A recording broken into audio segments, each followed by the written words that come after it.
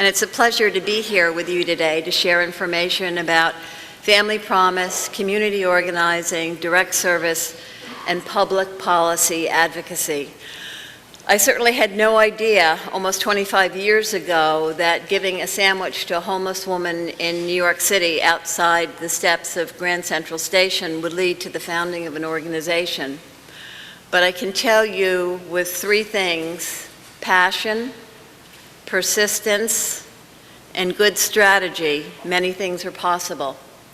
I'll share a little bit about the founding of the organization because I don't come to this position having a master's in public administration or public service. I certainly have a heart in that and have had a heart in that for some time. But as Julie mentioned, at the time I was in corporate America. I was marketing Schick razors and blades and Listermann mouthwash, developing consumer promotions, sweepstakes, and couponing events to move product off the shelf. I was very happy. I was successful, and I was looking for the next promotion. But somewhere deep in my heart, I had that yearning for service. You see, as a high school student, I regularly volunteered. When I got married, we had people who were young girls who were in reform school over at our house for the holidays, and people who were in need. But that service work was very much a volunteer activity until one day I was going into New York to meet with our advertising agency. This was in the early 80s, and I was about to pass Grand Central Station, about to pass a woman in front of Grand Central Station who I had passed before, who was homeless, who sat on a crate with all her belongings around her. And on impulse, I ran across the street and got her a sandwich, just to drop it and run. But as I gave her the sandwich, she took my hand. I learned about Millie's life, and as I went back a few years, she had been married, she had been hospitalized, she had been deinstitutionalized and so on, but she was somebody's mother, somebody's wife. She had a life, but because she was off her medications and homeless, she was in front of Grand Central Station. Her response and her sharing her story with me motivated me to tell my two sons, who were then 10 and 12, about Millie. And they said, well, Mom, let's go back into New York with more sandwiches. You see, I don't know if you recall, but homelessness, the word homeless was not in our vocabulary until about the mid-'80s. But now it was hard to walk a city block without seeing somebody who was obviously homeless. So we began bringing sandwiches into New York City to people who were homeless, actually to Port Authority bus terminal, where we saw that people gathered. They actually slept in the basement and would come up and sit on the benches in Port Authority bus terminal. So every other Sunday we would do that and bring the sandwiches, and the sandwiches were really a vehicle to get to know folks and say hello, and they waited for us. But little did I know that that was really the tip of the iceberg, that for every one person I saw, there were another 20 I didn't see, and I didn't recognize a mom pushing a stroller with a 5-year-old by her side. I didn't understand family homelessness. I then turned to my own state in New Jersey and began attending Governor Kane's task force meetings on family homelessness. This was in 1983. And I learned at that time that families were the fastest growing segment of the homeless population, and at that time the number one reason the kids were taken from their parents and placed in foster care was not abuse or neglect, it was simply homelessness. In other words, if you're a good parent but you can't put a roof over your children's head, your kids could be taken away. And I thought, wow, does the community know? Because you certainly don't see homeless families around. You don't see homeless families around for good reason, because they're sleeping in their car behind Walmart and behind churches. They're doubling and tripling up, and maybe they're in shelters if they can find shelters, or they're staying in inexpensive welfare motels or cheap motels until their money runs out. So I thought, I wonder if the religious community knew, would they want to get involved? And I say the religious community because I was looking for a group that had a mandate to serve, right? And certainly the religious community has a mandate to serve.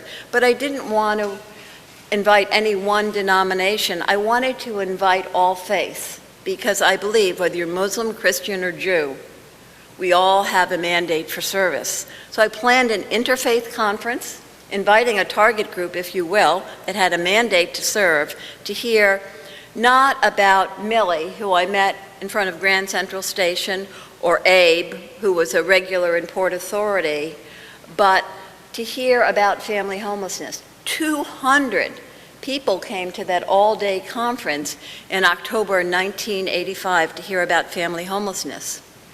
People cared. They wanted to make a difference. I was encouraged.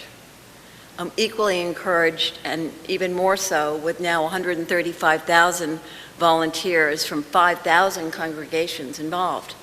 So we had the conference. Conferences are nice, but they're only effective if there's a plan of action.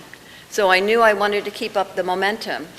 So I began having regular meetings with whoever wanted to show up. We met every 2 weeks. 20 to 30 people showed up at Christ Church in Summit, New Jersey, our meeting place. We were looking for a building to renovate, a building to buy, but there was much red tape. Nobody wanted a homeless shelter in their backyard, and it was going to be expensive. Not one church or synagogue could be a full-time shelter, but we soon realized, what if we all worked together? Maybe we could do together what we couldn't do alone. So 10 churches and 1 synagogue came forward and agreed to provide hospitality. Hospitality is an important word because we knew it wasn't just going to be about shelter, it was going to be relationship with the religious community. So we called it Interfaith Hospitality Network. It opened its doors in October of 1986. And I'd have to say, when we opened our doors, it was about providing basic shelter and meals, because you see, the other shelters in the community were not only turning families away, but one of those shelters in Elizabeth, it was goodbye, God bless you, at 7:30 in the morning, and whether you were an able-bodied 30-year-old male or a pregnant 27-year-old female, you had to walk, and then you had to walk all day and come back and line up to see if you had a bed. We knew that we didn't want to do that, so the word hospitality was very important, but we also had to find a day center for families during the day. Now this is very important because there's 5 components that exist in every community, and we mobilized existing resources. We didn't build or renovate a building. We didn't hire an extensive staff. We mobilized what exists. We tapped the mandate of the faith community and the generous spirit of Americans. We mobilized 5 community resources. Houses of worship that actually have quite a bit of space, especially during the week. Not one could be a full-time shelter, but again, it's something a congregation could do 4 times a year. Houses of worship, a space for a day center for families, and I don't mean a drop-in center that you'll find in major cities where people who are homeless just come and gather. This was a special dedicated space for families where they would have a dress, they would have showers, it was a home base for them as they looked for housing and jobs. So the Y provided space for a day center. Social service agencies were all too glad to refer families. Autoland discounted a van because we needed transportation for families from the day center to the host congregation. And to my surprise, hundreds of volunteers came out. Now, bringing your children into New York to give sandwiches to the homeless in New York City is not for everyone, right? But if you do say to folks, help homeless families, and you talk about families like them that are struggling, and you make it easy for folks to get involved. We weren't asking them to drive 20 miles to a shelter to get involved. We were saying, come back to your own community, to your own house of worship. Prepare a meal, stay overnight, volunteers with your children. So that's how so many volunteers get involved, typically 800 or more in a particular program.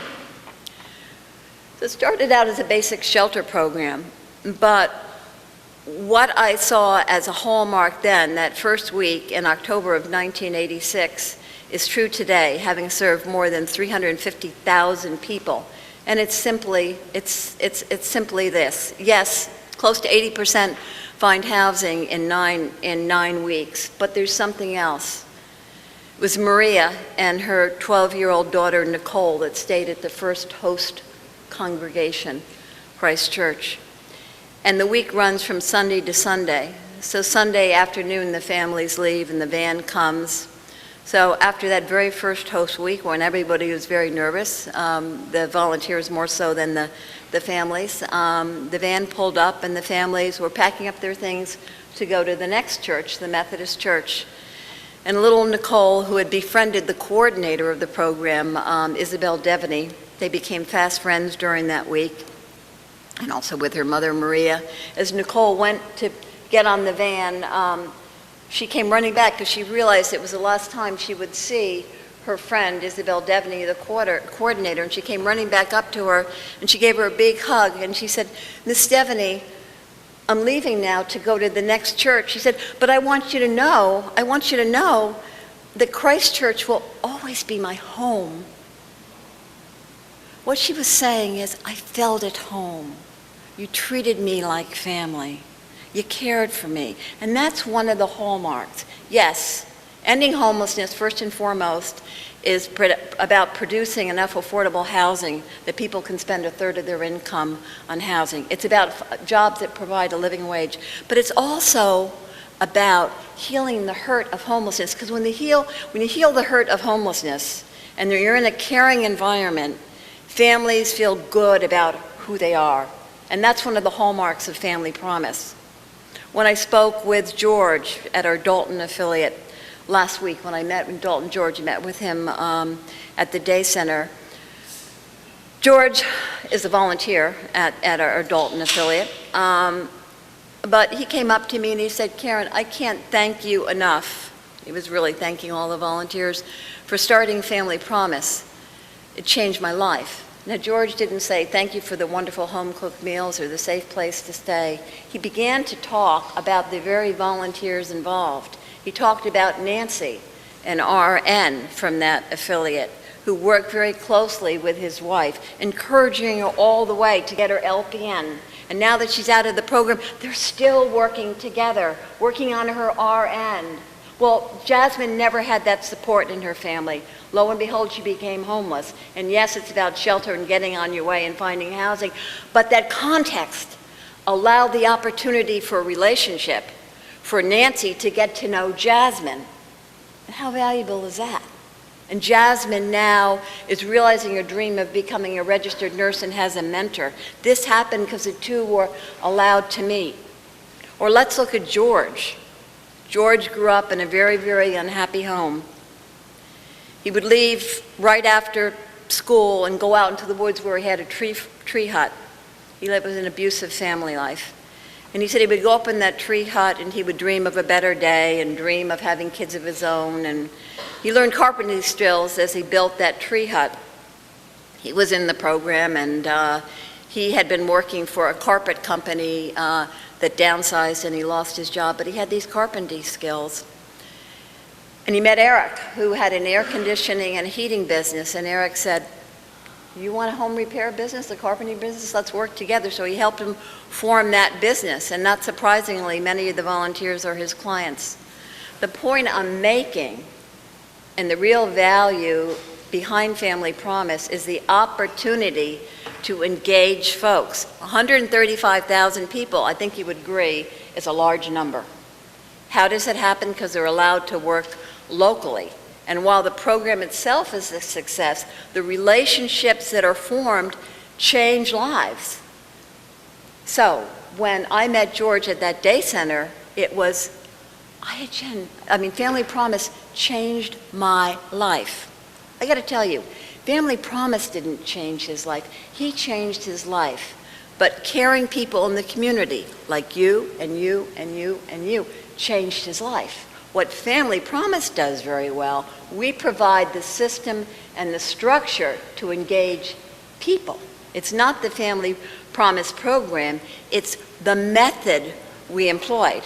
Now, I'd love to tell you that almost 25 years ago, I sat down with this master plan and said, we've got to engage Americans across this country. There's not enough people that care about poverty, and I'm going to develop a strategy that effectively engages people in local communities. No, my initial goal was to provide the shelter and the meals, but now hindsight, almost 25 years later, I look back and I say, here are the outcomes.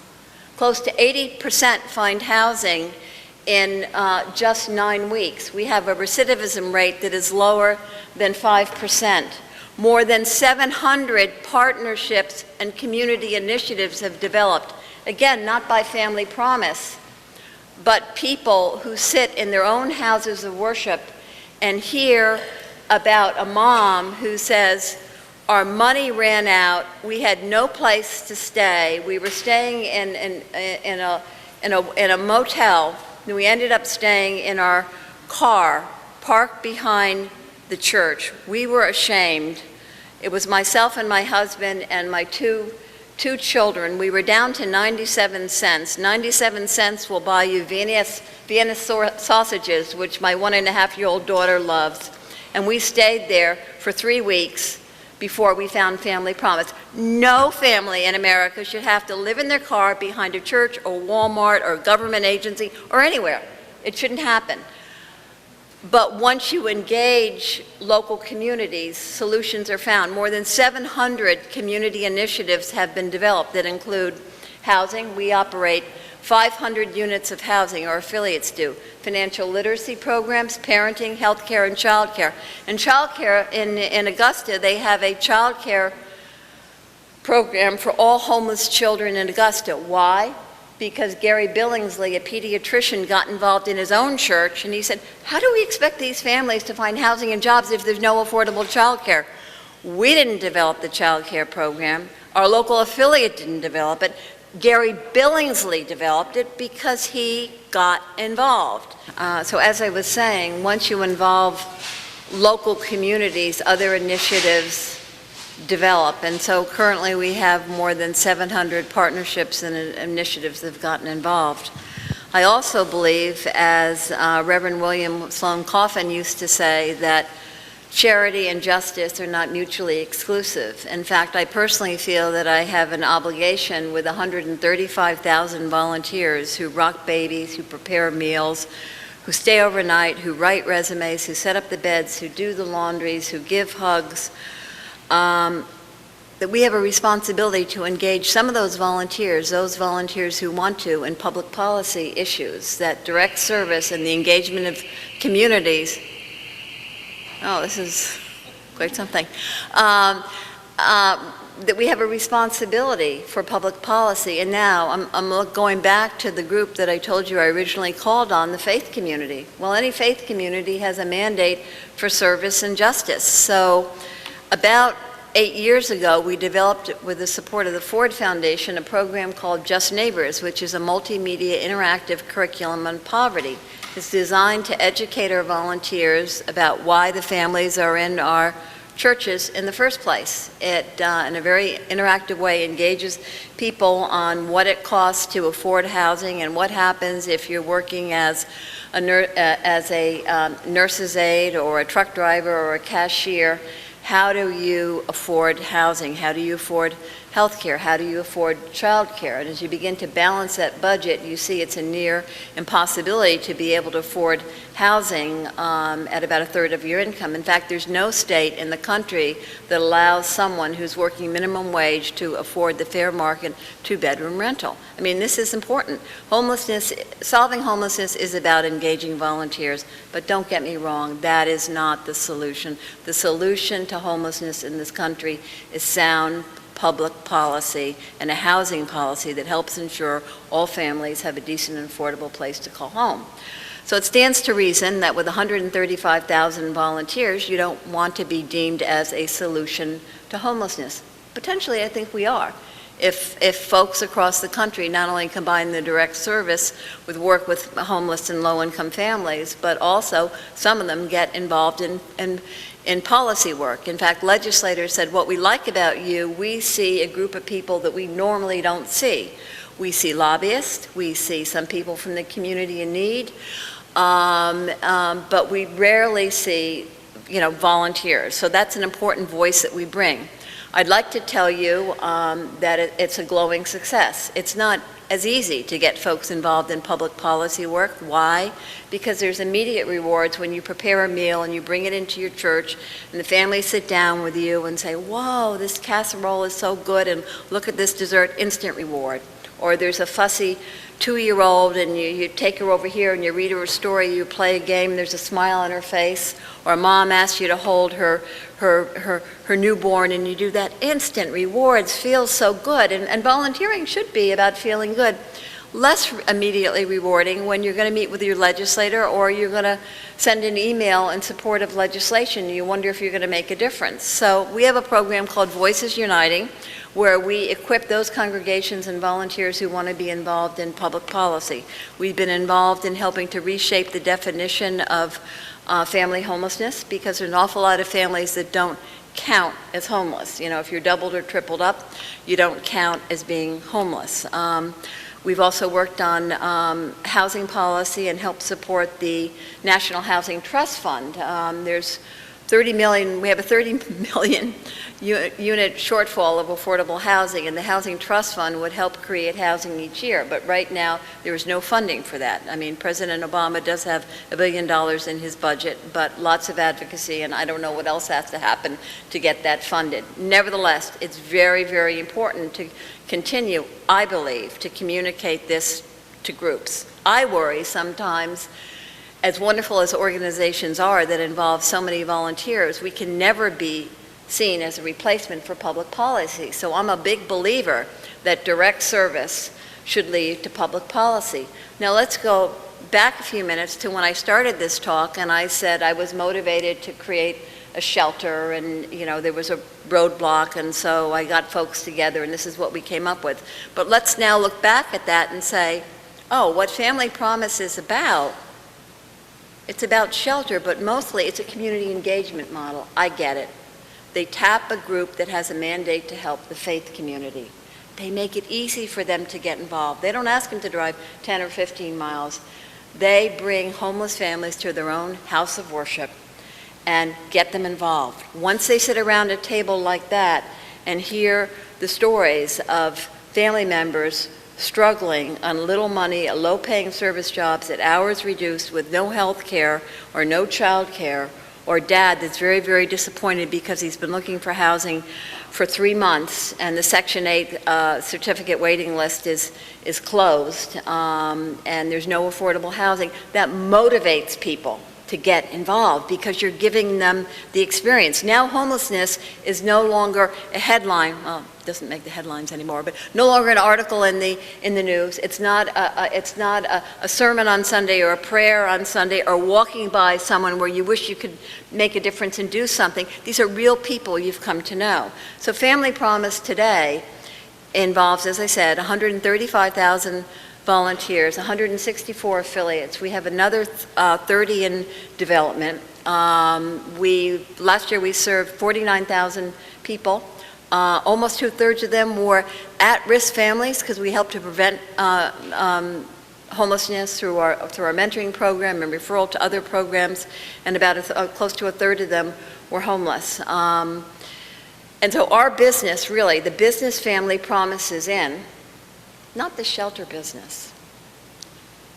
It's about engaging communities in direct service, community development, and public policy.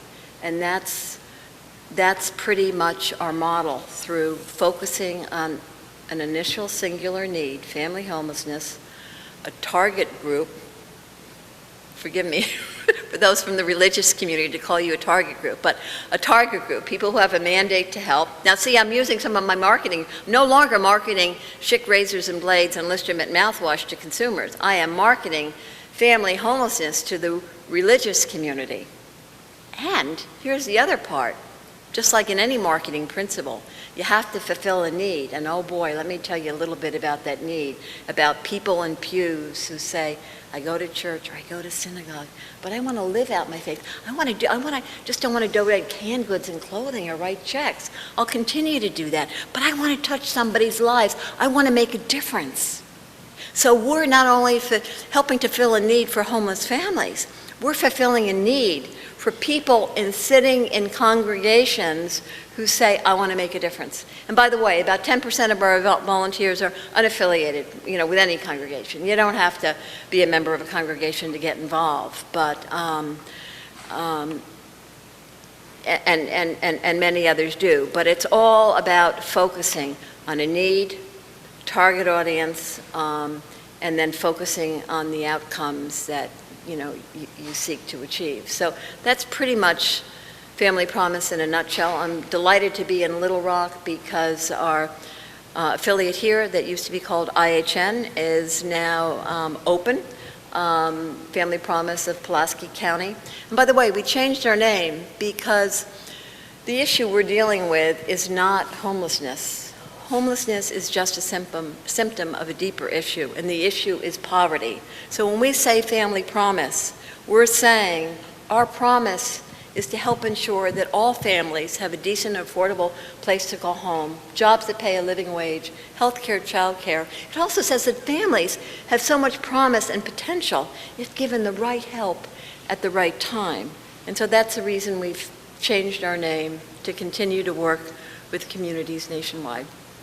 So thank you all for listening, and I don't know if you have any questions at this time. Yes? 1 second, let's get a microphone to you.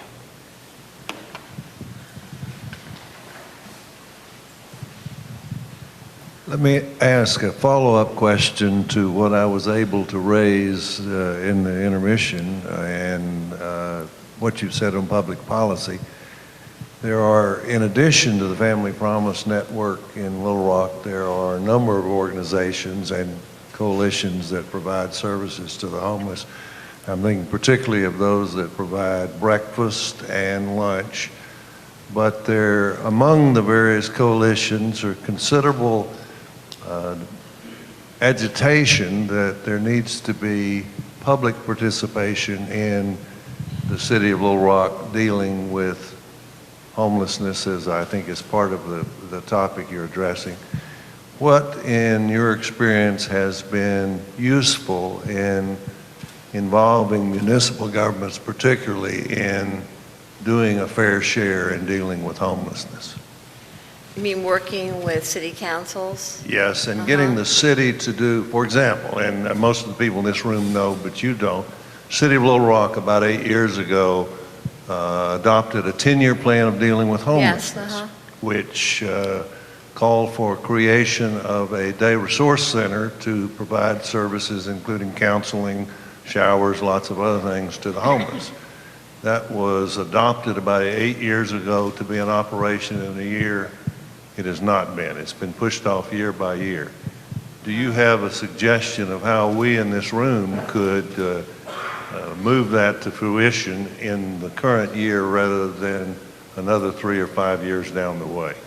Well, thank you for that question. Not knowing your local community, it might be a little difficult for me to respond specifically.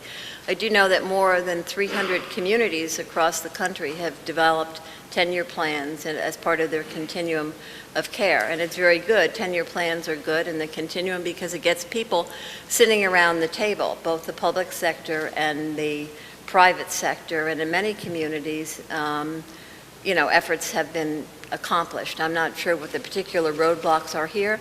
I do know that through our affiliates, one of the ways we have worked is that oftentimes legislators are members of various congregations, so that has given us entree to meet with legislators and our volunteers. Again, it's tapping our network of volunteers. Each affiliate has more than 800 volunteers. Now those 800 volunteers have contacts, so that personal contact helps tremendously. And so that's a particular strategy that we use, working through our volunteers to meet with our legislators and inviting our legislators back into our host congregations to meet one-on-one with families and to hear from families. It can be very motivational. I'm sorry I don't have a direct answer to your question.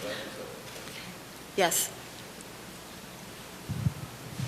I have sort of a follow-up question. What makes sound public policy? I mean, you mentioned, maybe you can give us an example of affiliate that has had success involving various groups. And if you don't mind, could you give us the facts and the myths about the causes of homelessness? Sure. Okay, thank you. Well, one example that comes to mind is our affiliate in Philadelphia and BART. The transportation system was about to dramatically raise the rates on public transportation, the fare, which was going to really impede low-income families' ability to get to and from work. And so our affiliates in Philadelphia created busloads of volunteers and families and went to Harrisburg and testified. And through not just their efforts, but I'm sure other efforts as well, the rates were not raised at that time. The myths about homelessness, that amazes me, because even, very, very well-educated people want to think, well, if they just tried harder or if they changed their behavior, and bad behavior or bad choices are universal, no matter what income bracket you're in. And, I think people believe that the homeless are all those people that you see on the streets. And certainly the people that are on the streets need our help, because many of them are mentally ill and drug addicted. In terms of family homelessness, while there's substance abuse, and that's a factor, many homeless families have at least one family member working full or part-time. And the root cause of homelessness, as I mentioned, is the gap between, there's many precipitating causes. It may be an illness, it might be a divorce, death of a loved one, loss of a job. All those things happen in all socioeconomic groups, right, in different households. But the root cause is the cost of housing and one's income. So if you're a single mom with 2 kids and you're working as, a nurse's aide and you're making just $9.50 an hour, how do you afford a rent where you can pay about a third of your income on the rent and then be able to put food on the table, take your kids to the doctor, repair your car, or whatever? It just doesn't add up. And you can be a great mom and doing everything you need to do, but the deck is stacked against you. And that's where we need policy to either create the supply of affordable housing or somehow raise one's income or provide the support so that a family can stay housed. And, there are too many families that are precariously housed. Yes, ma'am.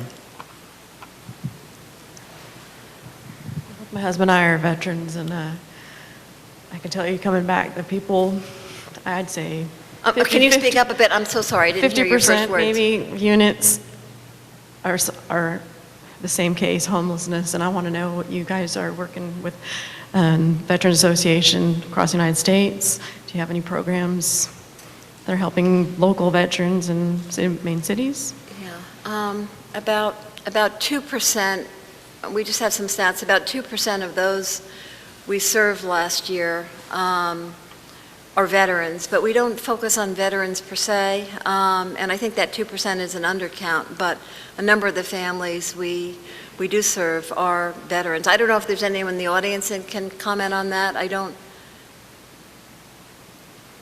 feel well equipped to. Yeah. Yeah. Anyone else?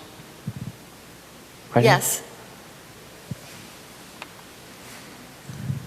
I just wanted to say thank you. My name is Rachel White, and I'm an RN. I work for Baptist Medical Center, and we sponsor a wellness center each Friday down at the Presbyterian Church, and on Fridays I do see the homeless. And through that program, we have a doctor that comes once a month.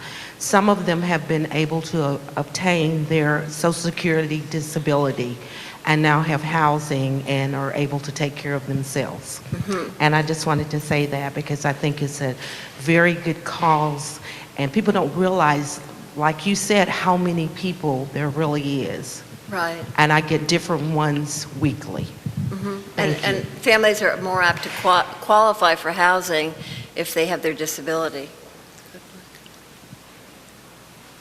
Thank you for being here today. I just wondered if you could talk about some of the specific services that are going to be offered at the local affiliate here, and what religious groups you're working with in Little Rock. Well, I'll just nationally quickly, and then I'll turn it over to Sherry Coote, who is the board chair of our Little Rock affiliate.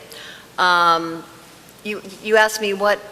What services and what faith organizations? Oh, all faith well, we virtually work with virtually all faiths because we are interfaiths, and we have Muslims, Christians, Jews, Sikhs, Baha'is, Hindus. It's really wonderful working all together all over the country. In terms of the specific services of Family Promise of Pulaski County, I'd ask Sherry Coote to speak. Sherry Coote is the board chair of your Little Rock affiliate. Right now, we have 21 congregations in our network. We actually opened in the late fall of 2005, and in the summer of 2010, we ran out of money. And so we have been on hiatus for 10 months, and we reopened yesterday, serving a wonderful family, just one at the moment, but you know, as word gets out to our referring agencies, our executive director is making contacts as we sit here in this lovely facility to make sure that our referring agencies are aware that we're open again. Of those 21 congregations, 13 actually house homeless families in their church, in their house of worship. 6 of them are what we call partner congregations. They may not have the room to house families, but they have volunteers who love to cook, who might want to spend a night, and so they partner with one of the other congregations. And it's actually some of our smaller congregations have room, but they don't have the volunteers, so the partnerships work great. And then we have 2 support congregations that have neither the volunteers nor the housing room, but they help by writing a check and have been so faithful or helping with fundraising events or things of that nature.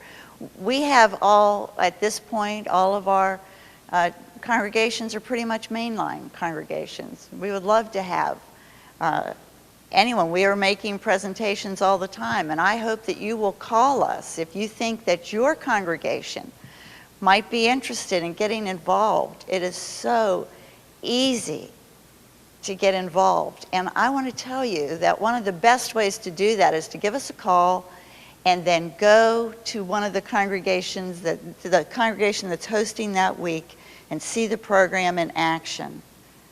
Sit down and share a meal. Well, there's always more food than, you know, what are some of the things churches do extremely well?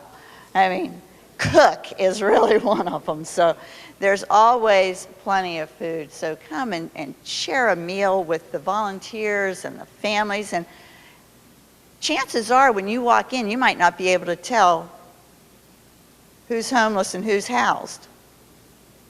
There's really very little difference between us. We all love our children. We want what's best for our families. We have a lot in common. We're no longer those people and us. We're just having a meal together, sharing a night, shooting some hoops.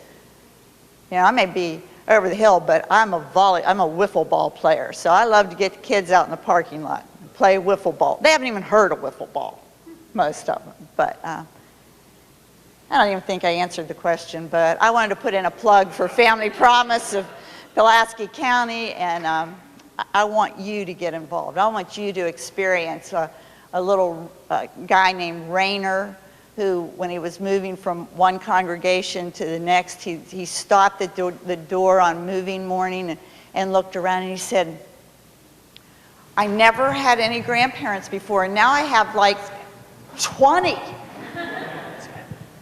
So you can experience that too. What kind of, the Family Promise phone number is